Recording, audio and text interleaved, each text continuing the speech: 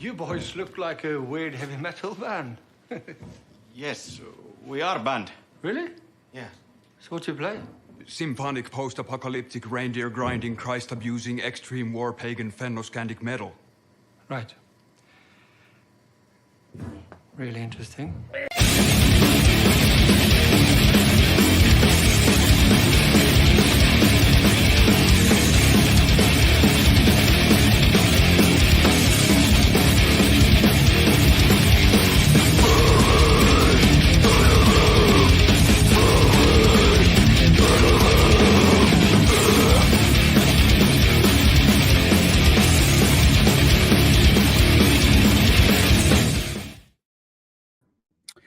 What up, everyone? DJ Nubis here with your Metal Time Radio podcast, doing another species spotlight.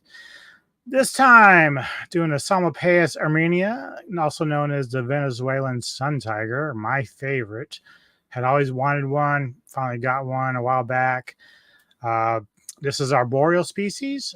So obviously in this series, obviously I'm going to spotlight all my tarantulas. Got to put that out there so you don't know what you know. What I'm doing with this particular series is what I'm trying to say. But this species of spider tarantula is from Venezuela, North Guiana, North Brazil, as well as Parciama, which I'm not really sure where that is. Probably still in Brazil somewhere, I'm assuming, or South America, excuse me.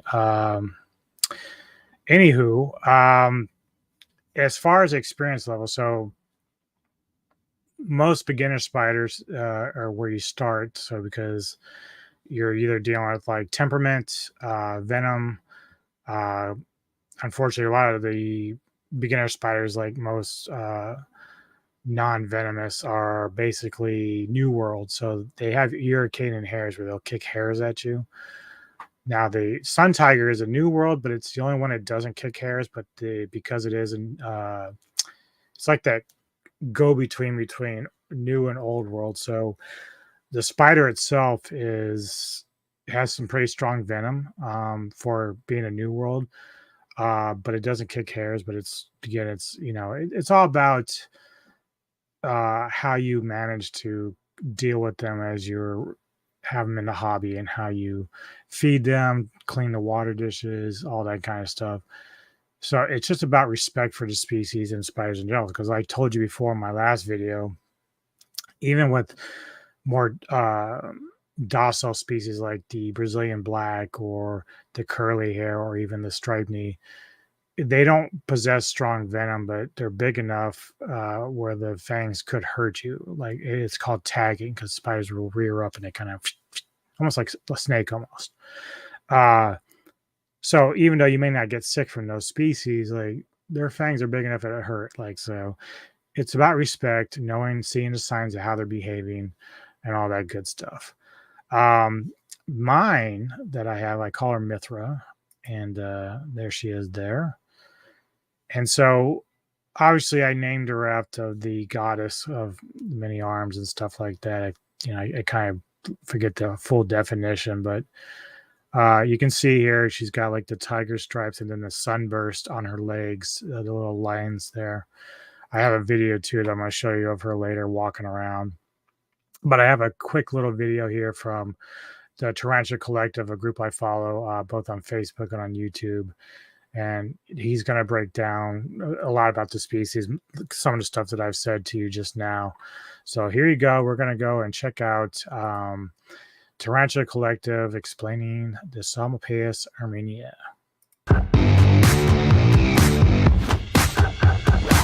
Psalmopoeus Irminia, commonly known as a Venezuelan sun tiger, is a New World arboreal tarantula first described in 1994 by F. Sager. This tree-dwelling tarantula has a deep black color with bright orange chevrons on the legs and a tiger stripe pattern on the abdomen. This species is indigenous to the area of Venezuela and Guyana, but was also observed in 2016 in Brazil. Unlike most New World tarantulas, this species does not have urticating hairs, but makes up for its lack of defense mechanism by being very fast and agile, and having a venom stronger than most New World species. The Venezuelan Sun Tiger is sexually dimorphic, meaning you can tell the females and males apart by their appearance. Males of this species are smaller than the females and have a grayish-brown color instead of the deep black coloration of the mature females.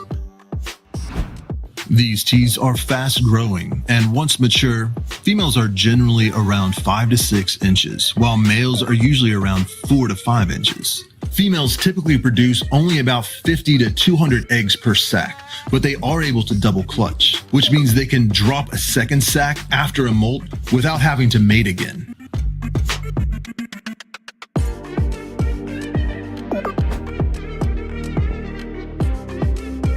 Of all the teas in this genus, the Irminia is the most defensive in my experience. They are very fast and will teleport from one side of the enclosure to the other before I can even react. That, coupled with the fact that their venom is stronger than almost every other New World, this isn't the best beginner tarantula, but makes an excellent species for anyone with some experience with New World tarantulas to begin to make their transition to keeping Old World tarantulas.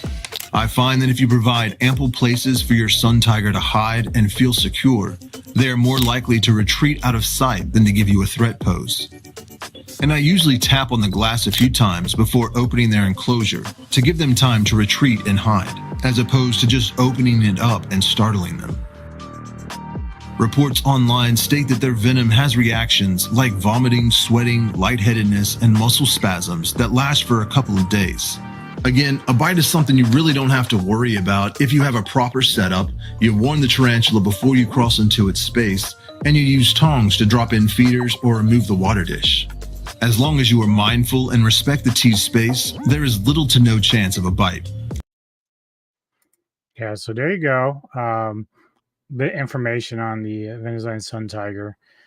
Yeah, so in my enclosure, which I'll show you in a minute, it's actually a pretty big one for an arboreal. Like, she doesn't technically need that much space, but when it comes to the more, spiders that have a little bit more aggressiveness or more defensiveness, I don't want to say aggressive because they're really not aggressive. The only ones, like my OBT, when it's smaller now, but once it gets a little bit bigger, even at its age right now, it's like this big, but it still gets very defensive whenever I, try to give it food or water. Right now it's hiding under its log. But same with the sun tiger. So if I try to check on it through its webbing and a little tunnel, if she's close enough, she rears up, like she gets in a defensive posture. And it doesn't mean that she wants to bite, but she will if she has to. But I've given her enough space in my enclosure to where she has room to grow, because she will never have to be moved. Once I moved her before, she's fine. It wasn't actually a problem. At first, she was so fast, I didn't even know she ran in. The way we were doing it between Neko and I, we had a video on it a while back.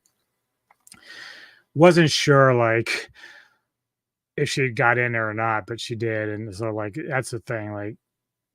You have to be careful, mindful of what they're doing, have a plan in place. Even when I moved my ornamental not too long ago, I used a new method with basically a plastic Coke bottle that's cut in half with a cap on the back with a hole in it, so I can put her in it and then transfer her over and then just stick a straw or something in, and she'll run out. And that's what she did when I put her in her new enclosure. But eventually she'll get as big as the sun tiger, and I'll have to probably move her again to a bigger arboreal type enclosure, maybe something like what Mithra has. It's just I'm going to need more room for shit like that. But point is that I definitely give the spiders that are a bit more risque in terms of venom and defensiveness more space. Now, granted, my Brazilian black, which is docile, technically I could hold it, but she's one of those spiders that whenever I open the door, she thinks it's food time. So while she's not getting in a defensive posture, if I start messing with her, she may get mad. So spiders are very temperamental, just like any other kind of animal. So you have to be very careful, even with the ones that aren't venomous. She's the one that got irritating hairs on me, and I was itching for a fucking month. So, and I told you the last time, like, you don't want the hairs in your eyes. Like, whenever you're dealing with spiders that kick hairs, wear glasses or goggles or something, because you may have to go to the hospital if it gets in your eye, because you can't get it out. Like, it's almost like little barbs that just get into your eye and your skin. And if it gets on your skin, wash right away. Don't do what I did and start scratching around, because then I was itching for all over the place. It's really bad. So it was kind of a nightmare. But here is my video of Mithra, and it's kind of funny because I had the TV going on in the background, so it was something about trucks and DNA or something, but it just kind of like worked very well with the spider, but it's just kind of funny. But here's Mithra and a little video I made of her.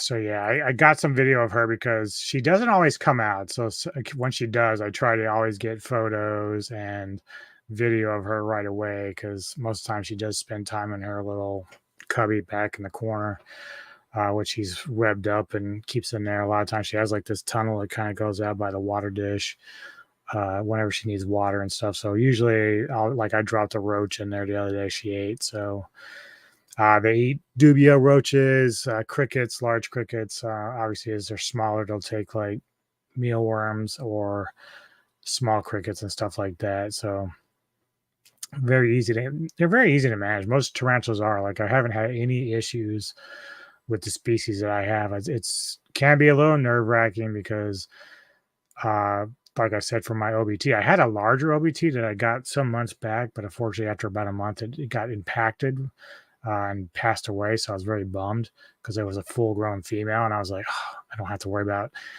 dealing too much with moving this one around, but passed away. So I got a juvenile, and it's doing fine, it's eating. But once I get to a point, I'm gonna have to move that one to another enclosure. So I want to do the ones like I have the curly hair and my black Brazilian in with the double doors. Like, it's not arboreal, they're more of a terrestrial species. So when I go to do that, it's going to be something I have to watch out for, because like I said, trying to get a spider to move into their new spaces is not always easy, because if they're defensive, usually you just kind of try to push them from behind just to kind of nudge them into, so they'll just kind of run in.